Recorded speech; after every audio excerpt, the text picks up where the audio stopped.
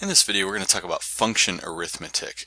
Now, it turns out that just like you can add two numbers and get another number, it turns out that you can also add two functions and get another function. And you can subtract functions and multiply and divide functions. So how do we do that? Well, if f and g are functions, we define, so this is not a theorem, this is a definition, we define the function f plus g as follows. Okay, well, what is f plus g of x? We define it to be f of x plus g of x. Okay, so f and g are functions, and we're thinking of f plus g as being a function. And f plus g of x is defined to be f of x plus g of x. And f minus g is a function, and f minus g of x is f of x minus g of x. And same thing with products and quotients. Okay, f times g of x is defined to be f of x times g of x. And f divided by g is a function. F divided by g of x equals f of x divided by g of x. Now, assuming that g of x is not 0, we don't want to divide by 0. We get an undefined answer. Now, the thing you have to be careful of, though, is don't think of this as like you're distributing the x or something like that. Okay, because this is not a multiplication. This does not mean f plus g times x. It's f plus g of x. Okay, but it's not a multiplication, so don't think of this as like you're distributing anything. Okay, so let's look at an example. We have some function f of x equals x squared plus 5, another function g of x equals 8 minus 2x. What is f plus g of x?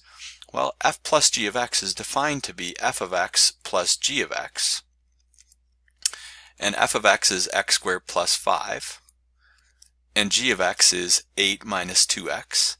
So when we add these, we get x squared is at minus 2x plus 13. So notice that's a new function. That's our f plus g function.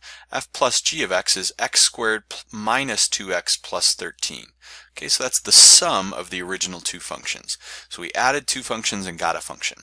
Okay, now what is f plus g of 3? Now, one way to do it would be to just plug 3 into this formula here. Or we could go back to the original thing and say that it's f of 3 plus g of 3. Okay, and f of 3 turns out that it's 3 squared plus 5. And g of 3 is 8 minus 2 times 3.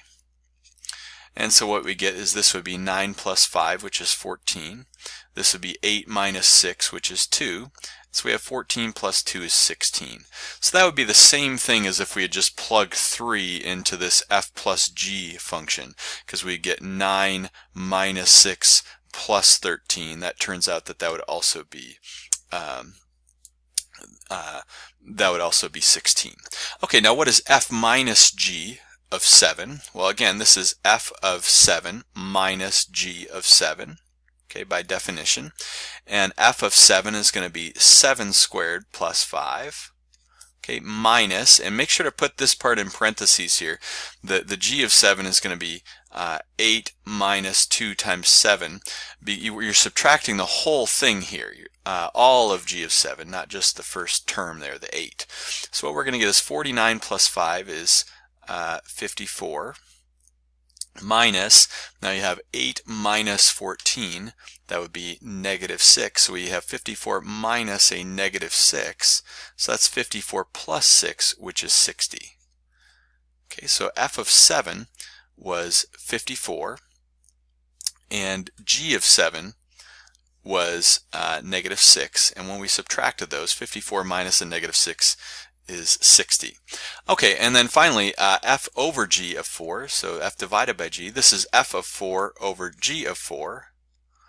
Now remember, f was the function x squared plus 5, and g was 8 minus 2x. If we plug in 4 here, notice what we get is 16 plus 5, that would be 21, but if we plug in 4 here, we get 0. So notice when we plug things in, we're going to get 4 squared plus 5 over 8 minus 2 times 4. Okay, that ends up being 21 over 0. But notice we can't divide by 0. We're in exactly that bad case here, assuming that g of x is not 0. So here we'd say it's not defined. Okay, most times it's going to be defined, the f of 4 over g of 4. But the problem is that for this function, it was exactly when x was 4 that made g not be defined. Okay, now be careful here. Is it true that f of a plus b is equal to f of a plus f of b? Well, no, it's not the case. So remember, what we had is that f plus g of x is equal to f of x plus g of x. That's not the same thing as saying this. In fact, f of a plus b is very often not going to be f of a plus f of b. Okay, even in very simple examples. So, and again, don't think of like you're distributing an f. If you thought of it that way, you might think that this is true, but that's not true. In fact, let's look at the function f of x equals x squared. Is it true that f of 2 plus 3 equals f of 2 plus f of 3? Well, no, because f of 2 plus 3 is the same thing as f of 5. And f of 5, of course, is 25. Because our f of x is x squared. Now, what is f of 2 and what is f of 3? Well, f of 2 would be 4 and f of 3 would be 9. 2 squared is 4, 3 squared is 9, and 4 plus 9 is 13. But notice that 25 is not the same thing as 13. f of 2 plus 3 was 25, but f of 2 plus f of 3 was 13. So you have to be careful here that you're using these rules in the correct way. So don't think that this is correct. Okay, this is the correct one.